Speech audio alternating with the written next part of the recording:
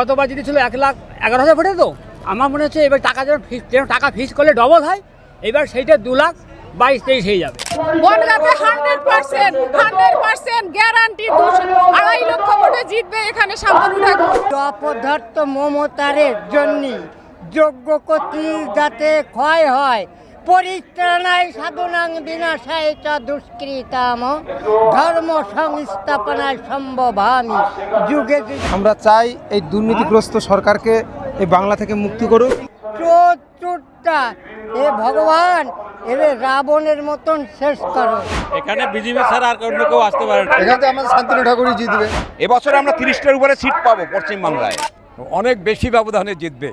3 লক্ষর কাছাকাছি ভোটে চলে যাবে এবারের ব্যবধান। টার্গেট 400 পার, মোদি জাহাজ শক্ত করবো, উন্নত ভারত করবো। 5 বছর অনেক কাজ হয়েছে, শান্তনু ঠাকুর থাকাকালীন অনেক কাজ হয়েছে, নতুন করে কিছু বলার নেই। বিজেপি জিতবে মানে 400 পার। বনগাঁ লোকসভা কেন্দ্রের বিজেপি প্রার্থী শান্তনু ঠাকুর এবং সেই শান্তনু ঠাকুরের সমর্থনে রাজ্যে এসে জনসভা করলেন স্বরাষ্ট্রমন্ত্রী অমিত শাহ।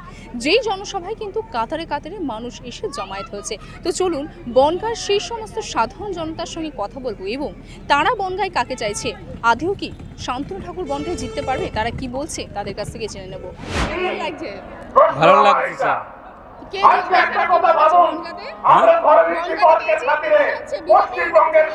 এখানে বিজেপি ছাড়া আর অন্য কেউ আসতে পারে না। এখানে চোরামূল বিদায় করতে হবে, বিজেপির আনতে হবে।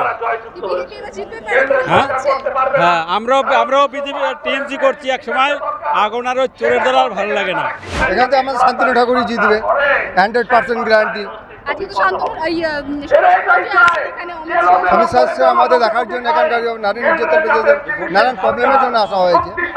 আমাদের যাতে সুরক্ষিত থাকতে হয়, আমাদের যাতে যেতে হয় ভোটটা, সেই হিসাবে আমরা এসেছি। আর আমরা 100% জিতব। এটা তো রাজ্যের ভোট না, এটা সেন্ট্রালের ভোট, প্রধানমন্ত্রীর ভোট। তো এখানে রাজ্যের ভোট দিয়ে লাভ আছে কিছু? এত চোরের সরকার সবটা। আর এখান থেকে একজন সংসদ হলে কি করবে সে? এই সংসদটা যে সংসদ হবে সেটা প্রধানমন্ত্রী হওয়ার ভোট। যে প্রধানমন্ত্রী দলের থাকলে অনেক কাজ হবে, যেটা আমরা চাই যে ডাবল ইঞ্জিন সরকার, সেটা তো হচ্ছে না, পারছি না। দেখা যাক আমরা 24 সালে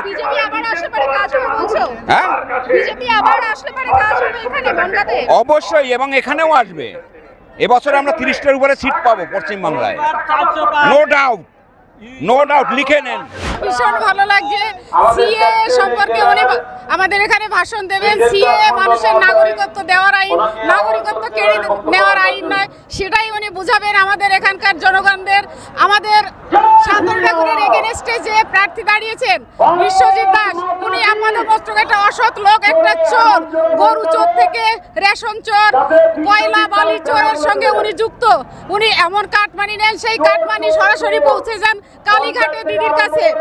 দিদি হচ্ছে ওদের চোরের রানী, ওইটা কালীঘাটের টালি চালায় বসে উনি এই চোরেদের পরিচালনা করেন। ওদের রানী হচ্ছে ওই পিসি, আপনার এজেন্ট হচ্ছে ভাইপো, ওই ভাইপো হচ্ছে ওদের সমস্ত চোরদের পরিচালনা করে। আমাদের এই বিশ্বজিৎ দাস এক সময় গরু পাচার করতো এই বনগাঁ বর্ডার দিয়ে। অনেকবার উনি ওনার একটা স্কুলে বেল পিটানোর চাকরি করেন, ওই যে ঘন্টা পিটায়, মাত্র 1,000 টাকা 20,000 টাকা হয়তো মাইনে পায়। বাড়িতে প্রাসাদোপম মন্দির তৈরি করছেন 2.5 কোটি টাকা ব্যয়ে। এই 2.5 কোটি টাকা কোথা থেকে এলো? উনি যেন জনগণের সামনে হিসাব দেন যে এই 2.5 কোটি টাকা উনি কোথায় পেলেন। বনগাঁতে 100% গ্যারান্টি 2.5 লক্ষ ভোটে জিতবে এখানে শান্তনু ঠাকুর। এটা আমাদের গ্যারান্টি। আমরা ভারতীয় জনতা পার্টির পক্ষ থেকে আমরা গ্যারান্টি দিচ্ছি 2.5 লক্ষ ভোটে শান্তনু ঠাকুর জিতবেন। জয় শ্রীরাম, ভারত মাতা কি জয়। যারা ব্যবস্থাপক আমাদের জন্য একটু খারাপ ব্যবস্থা করেছে। কি এইদিকে তো চট দিয়ে দিলে রোদ্দুর লাগতো না, আমার তো ছায়া দাঁড়াতে পারতাম। তাও ধন্যবাদ।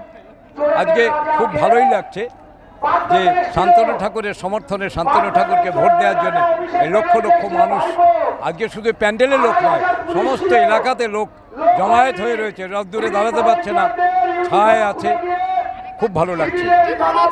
অনেক গতবারের থেকে অনেক বেশি ব্যবধানে এবার জিতবে। আমি সব বিধানসভাতেই ঘুরে বেড়াচ্ছি, গাড়ি নিয়ে ঘুরে বেড়াচ্ছি, আজকে যাইনি। অনেক বেশি ব্যবধানে জিতবে। 3 লক্ষর কাছাকাছি ভোটে চলে যাবে এবারের ব্যবধান। মোদিজির হাত শক্ত করতে আমরা এই অমিত শাহ জনসভায় যোগ দিয়েছি।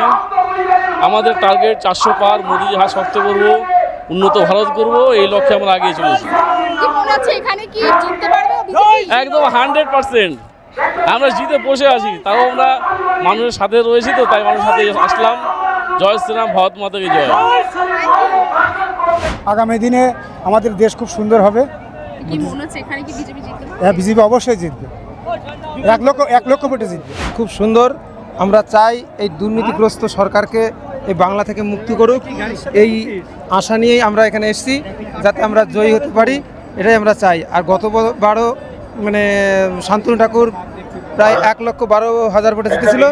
এবার যেন আশা করি 2 লাখ প্লাস চাই, এটাই আমাদের আশা। হরে কৃষ্ণ হরে কৃষ্ণ। আমি এই 1 মাস মাটির তলে সাধনা করতেছি এই অপদার্থ মমতারের জন্য। যোগ্য কর্তৃ যাতে ক্ষয় হয়, পরিত্রাণায় সাধনাং বিনাশায় চ দুষ্কৃতাম ধর্ম সংস্থাপনায় সম্ভবামি যুগে যুগে। অর্থাৎ এই অপদার্থ সরকার মা বোনের যা মানে অসম্মান, চোরটা, এ ভগবান এরে রাবণের মতন শেষ করো, একে আর চাই তুমি আর ফিরে আনে না। নমস্কার। মোদিকেই চাই। হ্যাঁ, শান্তনু এবার অগাধ ভোটে যাচ্ছে, অগাধ ভোটে, তা নাহলে পৃথিবী ধ্বংস হবে। অধর্ম মানে ধর্ম বলতে কিছু থাকবে না। ভালো লাগলো সবাই। কি মনে হচ্ছে এখানে বিজেপি জিততে পারবে? এখানে সভা করেছেন, সবার মুখে মুখে মোদি মোদি মোদি। কি আপনারা কি মোদিকে চাইছেন? সবাই মোদি, বলা যাবে না তো এখন কিছু। মানে কাকে চাইছেন? দেখুন, এতদিন ধরে তো তিনি ছিলেন, এখানে কাজ করেছেন, কি কাজ করেছেন না করেছেন আপনারাই ভালো জানেন।